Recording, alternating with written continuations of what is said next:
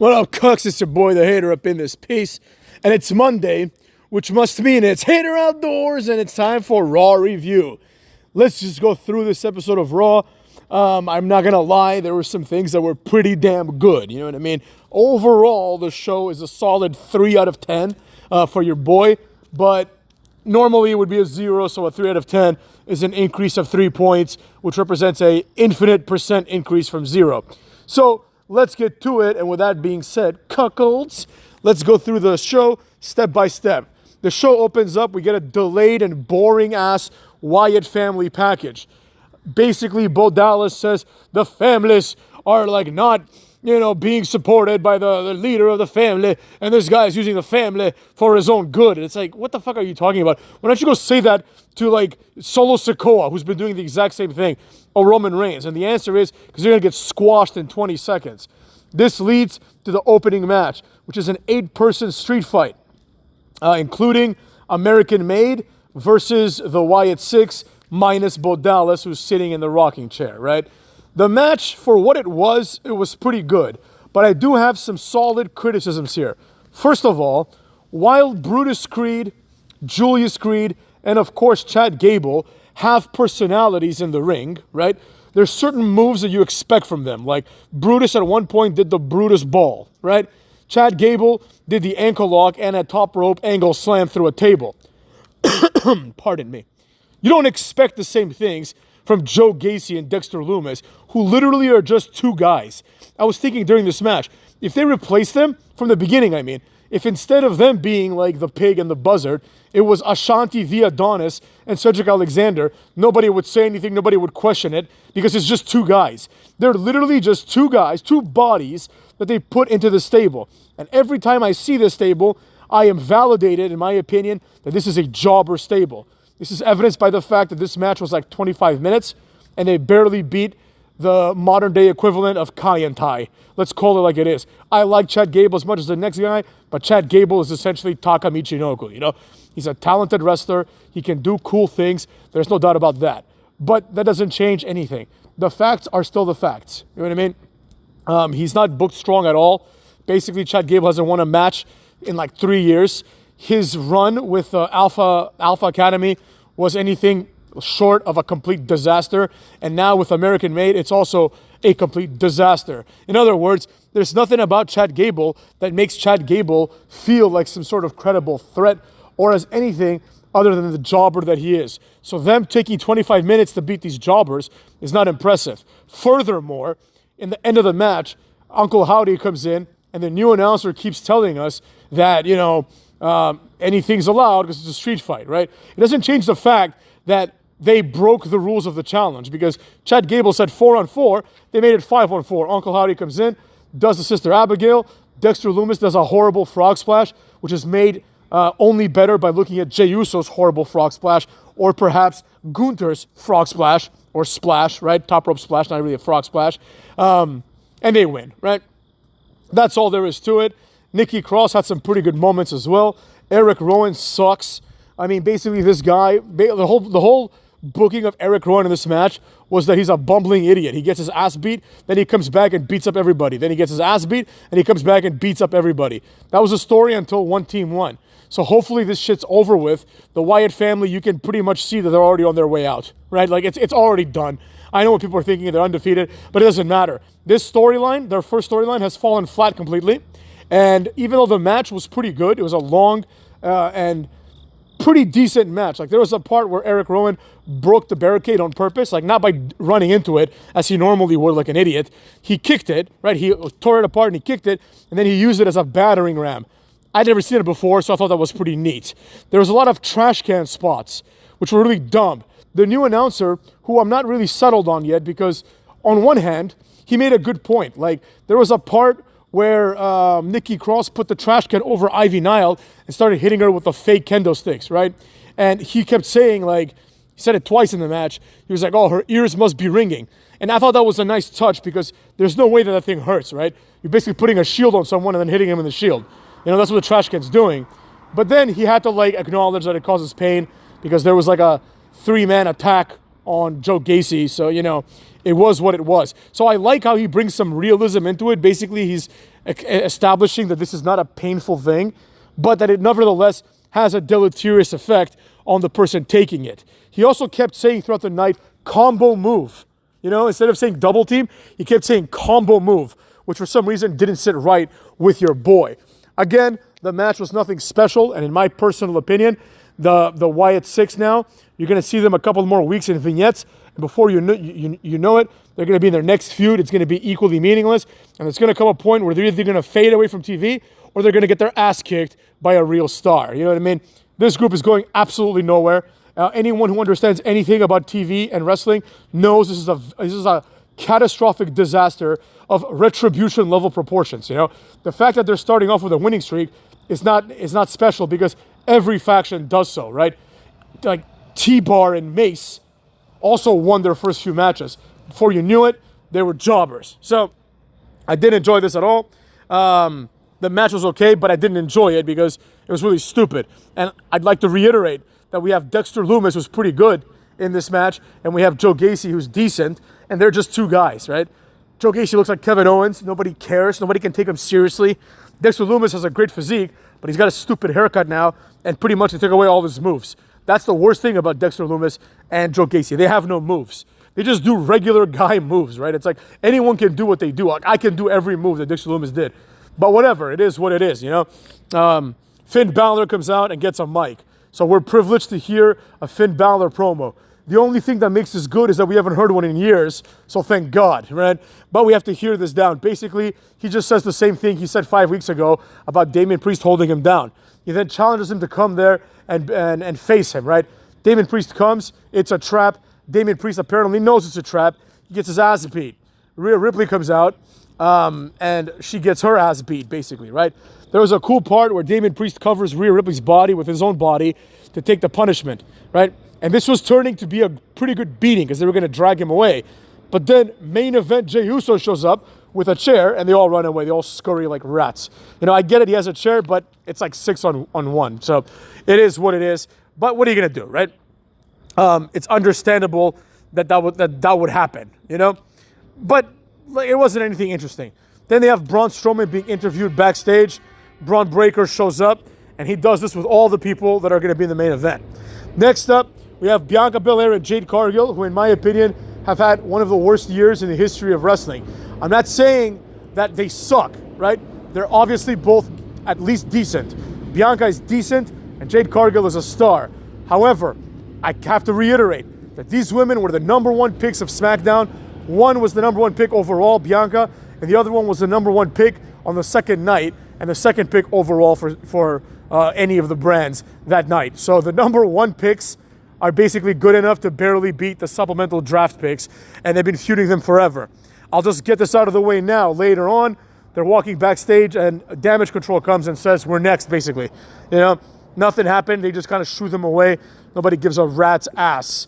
Then they have an LWO interview, and it's going to be fucking Dragon Lee, who somehow still has a job, versus Dominik Mysterio. Whatever, right?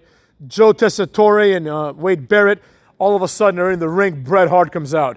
He gets a massive pop, but Bret Hart is boring. I don't care what anyone says. I don't care if he was the excellence of execution. Maybe he was really good at doing wrestling moves, but I don't care. He bores me to death, and he always has. I've never been entertained by him.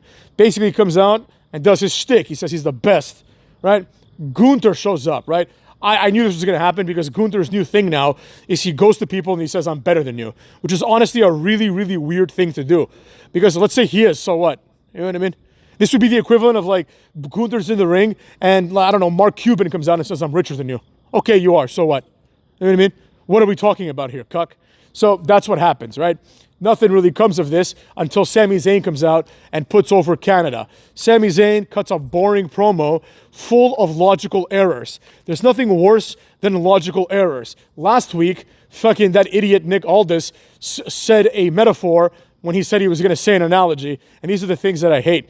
Today, Sami Zayn makes a dumber mistake, arguably, right? And basically he says, Bret Hart is a hero to everyone here. He's a hero to millions. And then he says, but more importantly, he's a hero to me. How is that more important? How is being a hero to one man more important than being a hero to 10 million people, right? He just doesn't know how to speak, and quite frankly, I think he's stupid. So basically, he's just there, and he hears that a lot of times when people say the third thing in a catalog, they say, and more importantly, you know? So he just threw that in there, not understanding that it changes the meaning to something dumber. You know what I mean? The more logical way to say it would be, he's a hero to me, he's a hero to everyone here, and more importantly, he's a hero to millions. That would have made more sense. That's called good writing. But either the writer is stupid or Sami Zayn is stupid. Likely it's both. I don't even understand. Like, the level for WWE writers is basically zero. You know, and I'm talking about all levels, right? You know, you can go on WWE.com and read an article that's full of errors, full of grammar problems, full of syntax issues. Nothing makes sense. It's like they're just hiring these complete retards. Like people that like majored in English but never really, like, probably got like C's or something. You know? But whatever, I digress. Gunther then starts leaving. Bret Hart calls him a coward. Even though Sami Zayn's been calling him a coward for 2 weeks, this pisses him off. So he goes to approach Bret Hart. Sami Zayn gets in his face. Him and Sami brawl. Sami wins. So now the logic here is exactly what everyone would have thought, right? The loser, Sami Zayn, is going to wrestle the guy who he beat, Gunther. I would have loved, and you know what would be great? Because they're going to do Survivor Series in Canada. That was like the pretext for why Bret Hart was there, apparently, right? But it'd be great if Bret Hart was the manager for Gunther and he screwed Sami Zayn. You know, hopefully it'd be great if this happened in Montreal. But, you know, whatever. That would be too good of writing for them to do. Another thing that I couldn't shake off was that during this segment, you know, I couldn't help but think, like, why is Braun Breaker satisfied with being the Intercontinental Champion? The guy that he beat several times is getting a world title shot. Meanwhile, Braun Breaker is waiting for like a 12-man tournament to conclude for the privilege of wrestling for the IC title. So to wrestle for the IC title, pardon me, cucks, to wrestle for the IC title, you got to win a tournament. But to wrestle for the world title, you just got to go and say, I'm next. And then eventually the champion will agree, and Adam Pearce will make the match, I suppose, right? Really, really dumb. I would have loved, like, while Gunther and Sami Zayn were brawling, if Braun Breaker came into the ring and just speared Bret Hart. That would have been sick. And basically, his argument is, what about me, right? Like, I've beaten the hell out of Sami Zayn, who beat the hell out of Gunther, so by the transitive property, I'm the guy to beat around here, right? No one's beaten him, really, right? He may have lost a match like Ricochet or Ilya Dragunov or something, but it doesn't count. He's clearly the guy to beat. It's not Gunther. Gunther just lost like a few months ago at WrestleMania, you know? And I know that's a few months ago, but he's had like 2 matches since then. So like, or maybe he has like 4 matches because he had a King of the Ring too. You know, so he's like 4-1 in the last 4 months. Braun Breaker is like basically winning every match. So this segment was dumb, but I understood it. You know, the fans love Bret Hart and they got their moment. So good for them. If this kind of shit had to happen, it's best that it happened in Canada. But in my opinion, it shouldn't happen at all. Then we have Dominik Mysterio versus Dragon Lee. The match is a colossal failure. Basically what happens is the LWO and the what's it called? The Judgment Day brawl, right? And this eliminates everybody from the match. Rey Mysterio and the LWO said earlier that their goal is to outfox the Judgment Day. Well, it fucking failed completely because they didn't do anything foxy. They didn't do anything witty. They didn't do anything intelligent. They just brawled like they always do. So as a result, the finish of the match I thought was pretty cool. Liv Morgan comes in, does a chop block to Dragon Lee, which sets him up on the ropes. Dominik hits the 619 and the splash, which is better than the splash of Gunther, Jey Uso, and Dexter Lumis. And he wins with that, right? You know, definitely Dominik is one of the highlights of Raw. But even he cannot carry the show for obvious reasons, right? Next up, commercial. Sonya Deville comes back, and basically Lyra Valkyria is coming out. Nobody cares. Lyra Valkyria and fucking, what's her face? Zelina Vega have a mystery partner. Zelina Vega should be with the LWO trying to neutralize Liv Morgan. But whatever, right? They have a mystery partner, which they revealed by saying, we're in Calgary, right? Last week, so it's obvious who it is. I skipped to the point where, I skipped 5 minutes, and it's obviously Natalya. They have a match. They beat the Pure Fusion Collective, aka the Pure Jobber Collective, with 3 sharpshooters in the middle of the ring. As far as I'm concerned, it's a complete burial, you know, to put Natalya over, which I think she deserves because Natalya is better than all these girls here. But Natalya also sucks. You know, the fact that the Pure Fusion Collective still has jobs is baffling to me. Zelina Vega should have been fired like 5 years ago. After her Puerto Rico moment, which was fucking weird, by the way, she's crying as if she won something. Oh, I'm performing in front of my people, you know? Maybe it's because the hater comes from like, you know, the rough parts of Europe and not from pansy-ass America and Western Europe, where everyone's in their feelings 99% of the time, right? And I know Zelina Vega is not from America, but she is from Puerto Rico, which is part of America, and I suspect that the people there are equally soft and sensitive like the Americans in the mainland. Don't get me wrong, I love me the Americans, I've been here a long time, but this fucking weird-ass shit that Americans do, where they get emotional about trivial moments, is very strange. One criticism I have of America is that a lot of people are just really into their feelings. It's very, very odd. You know what I mean? It's understandable if you're a teenager or a child, but if you're a grown man who's crying, you need to ask yourself, why the fuck am I crying? You know, what is wrong with this, right? And even though she's not a man, the same applies to her. I don't like her, cuckolds. The moment, once again, was a Natalya moment, and this was bolstered by the fact that Bret Hart meets her backstage. Whatever, right? Good moment for Natalya, so I can't hate on it too much, but I didn't enjoy it. You know what I mean? And that's what it comes down to at the end, right? Did I enjoy it or did I not enjoy it? And the answer is, I didn't enjoy it at all, right? So, what happens after this? I don't remember. Oh, that's right. Drew McIntyre comes out. Drew McIntyre comes out, and quite frankly, if I'm being 100% honest, I skipped his promo. I don't give a flying fuck. I know what he's going to say, and quite frankly, as I've said for weeks now, he's a jobber. I could give a shit what he says. I don't care. But I did skip, and I noticed that he got in front of Wade Barrett, and he talked some shit to Wade Barrett.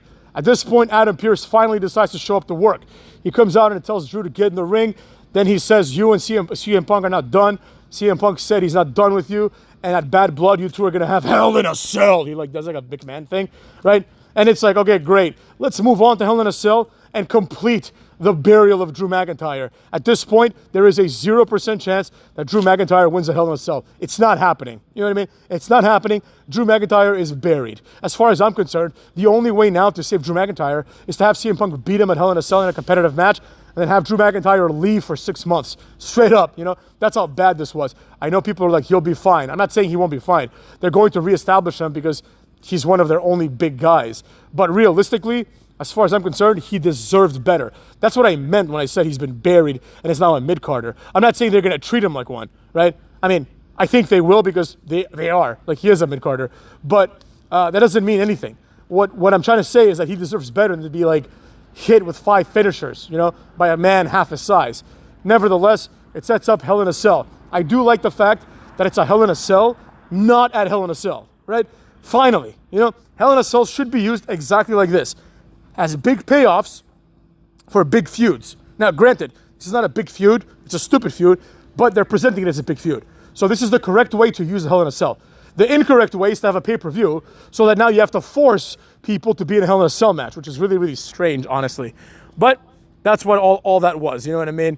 Nobody really gives a rat's ass, and nobody really was interested in this. Apparently, I'm reading the notes here on some website, just to refresh my memory, and apparently I completely missed this. I must have skipped the shit out of it.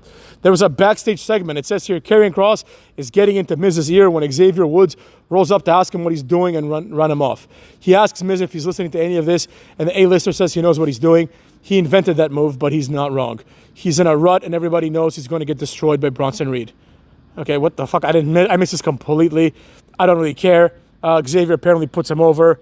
Nobody cares at all. Kofi Kingston shows up. I saw this part. It must have been like part of the same segment. I saw the part where Kofi Kingston basically tells Xavier they have tag team title shot next week. They're not going to win. If they do, they might actually, because you know their anniversary is coming up. Their 10-month anniversary is coming up.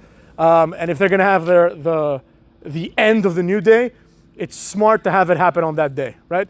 Like, it's smart for them to have the 10-year anniversary celebration and then like, you know, have the New Day break up. That's the thing that makes the most sense to me. But, you know, they might not do it. But even if they do, they're not going to have them be the tag team champions at that time, right? Because, I mean, they could. That would be pretty interesting. But I just don't see that happening. That's not what I think is going to go down. That's not how I see it playing out. But something needs to happen. And quite frankly, at this point, JD McDonough and Finn Balor are in contention for the worst tag team of all time, literally.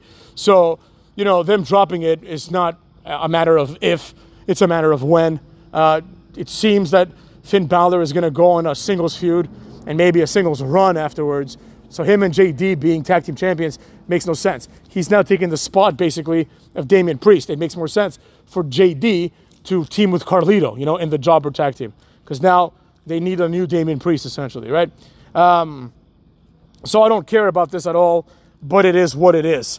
Like, I really think that JD McDonough and Finn Balor, like, they defended the title, like, once, I think, if that, and nobody gives a flying fuck. But what can you do? That's how that went off up in this mug. Next up, I believe, was Rey Mysterio versus Finn Balor. Speak of the devil, you know what I mean? Finn Balor and Mysterio have a bullshit match. Finn Balor loses by disqualification because he won't release a single-leg Boston Crab with Mysterio tangled in the ropes. This is just to show that Finn Balor means business.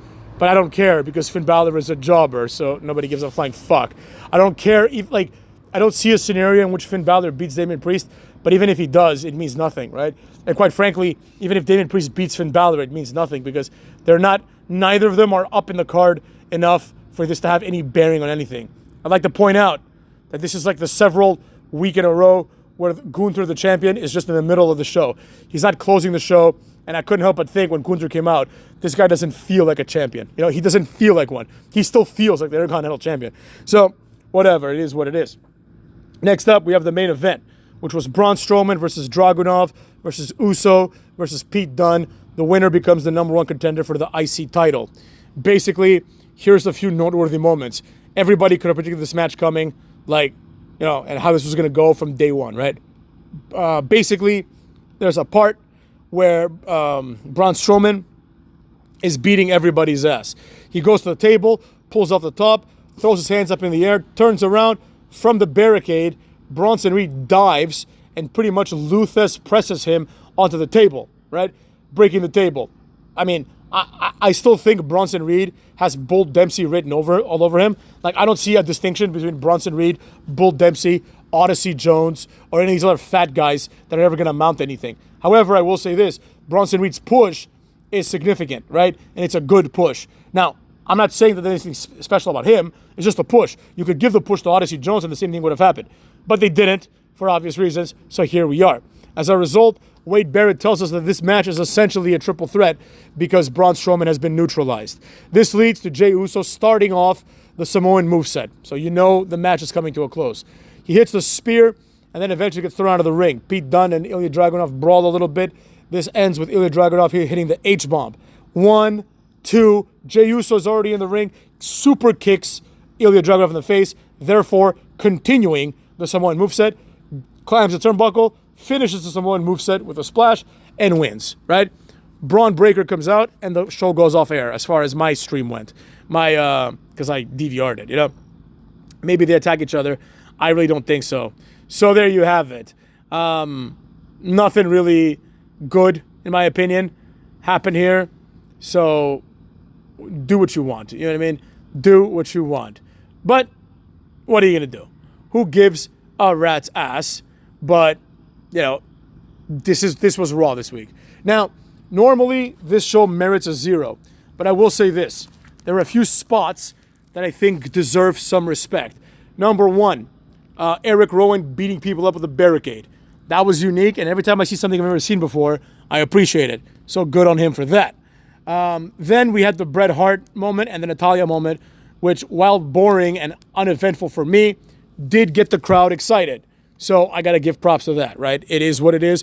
This is a moment. It's a feel-good moment. The entire Sami Zayn situation also is a feel-good moment. But to me, it just felt like the same thing that we saw before WrestleMania, just now for bigger stakes for some reason. Not exactly sure why. By the way, where the fuck is Seth Rollins? How long is he going to be out from the beating that Bronson Reed gave him? But it is what it is. That's how they played it. With all that being said, I'm not really excited for next week's Raw at all, primarily because none of the people that matter wrestled, right? Like Gunther didn't wrestle. And quite frankly, we all know the Wyatt Six isn't going to wrestle for another few weeks now. That's a fact of life. And there you have it. You know what I mean? What are we looking forward to? The people carrying this show now in terms of productivity are like Chad Gable and his two groups, American Alpha and American Made and Alpha Academy. And then after that, the only other thing that's happening weekly is the Pure Jobber Collective. And as you can see, neither of those two things are good. And neither of those two things are things that any of us would ever look forward to. So with all that being said, Cucks, I could give a rat's ass what happens next. This is what this is. What can you do? In my opinion, nothing. You just piss on your own ass because this was not entertaining in the slightest. All right, Cucks, take care of yourselves and each other up in this bitch.